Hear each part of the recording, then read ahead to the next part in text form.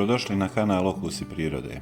U današnjem videu ću vam pokazati kako bi to trebala izgledati rezidba mandarine na jedan jako jednostavan način. Ako ne znamo odakle ćemo početi, uvijek je najbolja ideja da počnemo od suhih grana, bilo da se one nalaze s vanjske ili unutrašnje strane stabla. Njih ćemo potražiti i odstraniti. To je ujedno i prvi korak što se tiče rezidbe mandarine. Orezivanje mandarine vrši se pred sami kraj zime, naravno zavisno od područja u kojem se nalazite, i to je uglavnom od početka marta pa do kraja aprila, kad se smanji mogućnost za pojavu mrazeva. Osim suhih grana, bitno nam je da orežemo i one grane koje rastu unutrašnje od stabla ili se preklapaju s drugim granama. Ja ću početi od samog dna krošnje. Tu ću orezati ove grane koje idu prema vani i ove mlade izbojke. Iako stabla mandarina jako dobro podnose zimu, čak i bolje od ostalih citrusa, ne mogu preživjeti velike minuse i zimi ih u slučaju da se nalaze u nekim posudama morate unijeti u zaštićeni prostor ili u slučaju da su već posađene morate ih zaštititi, jer pri temperaturama od -4 do -6 stepeni Celzija se oštećuje list i jednogodišnji izbojci, ali kad se temperatura spusti na -10 tada strada cijelo stablo sve do podloge. Najosjetljivija su ona stabla starosti do 5 godina i njih treba potpuno zaštititi ako se nalaze vani, dok je ovim starijim dovoljno pokriti deblo i donje grane u slučaju mraza.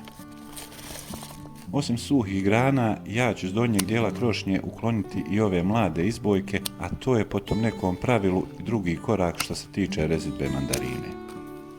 Usput možete ukloniti i oštećene listove ako želite da budete baš onako precizni.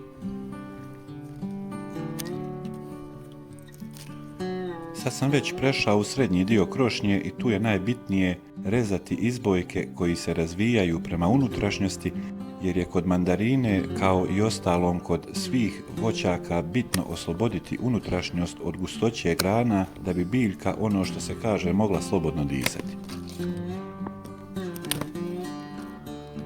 Ako trebate ukloniti cijele grane, onda ih režite pri samom deblu, odnosno na onom mjestu gdje se grana spaja s deblom. Vi slobodno možete ukloniti sve ove mlade izbojke kao i ove grane na kojim nema lišća, koje su bolesne ili oštećene od zime i srednjeg dijela krošnje bez ikakve bojazni, jer će za kratko vrijeme uz dobru gnojidbu, pogotovo stajskim đubretom i redovno zalijevanje, izbiti novi. Dugo vremena prevladavala je kako teorija, tako i praksa da ove vrste voćaka ne treba redovno ni orezivati zbog toga što je za visoku rodnost potrebna velika gustoća lišća u krošnji, što naravno i ne dolazi u pitanje da ta teorija stoji, međutim, kako su se s vremenom razvijale velike plantaže agruma i uporedo s njima se razvijala i tehnika proizvodnje, nove tehnologije, sistemi zalijevanja, gnojidbe i tako dalje, došlo se do zaključka da je prihvatljivija, jača i redovnija rezidba.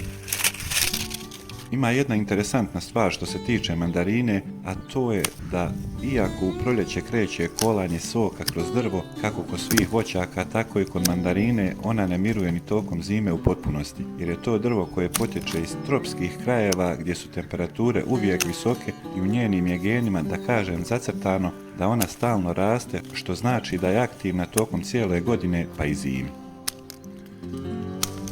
Došli smo do gornjeg dijela krošnje, tu neću vršiti nikakvo jače orezivanje, tu ću orezati ove suhe grančice i ove koje su oštećene od zime, eventualno skratiti neke grane koje se baš izdužile prema vani.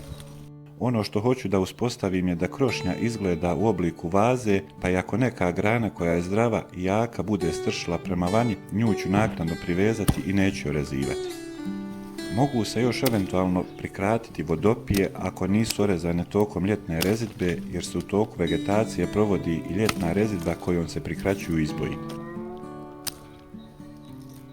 Evo da kažem i ovo, u slučaju da želite u potpunosti pomladiti stablo, i to možete uraditi, tada trebate otkinuti sve grane pri deblu i travu oko njega, a onda nanijeti stajsko đubrivo i naravno redovno zalijevati i kroz par mjeseci će se pojaviti veliki broj mladih izdanaka koje ćete morati prorjeđivati, ali do nekog većeg prinosa može proći i nekoliko sezona, tako da to baš i ne bi preporučio bez velike potrebe. Što se tiče videa, to bi bilo to. Pretplatite se na kanal Okusi prirode, a do sljedećeg videa lijep pozdrav!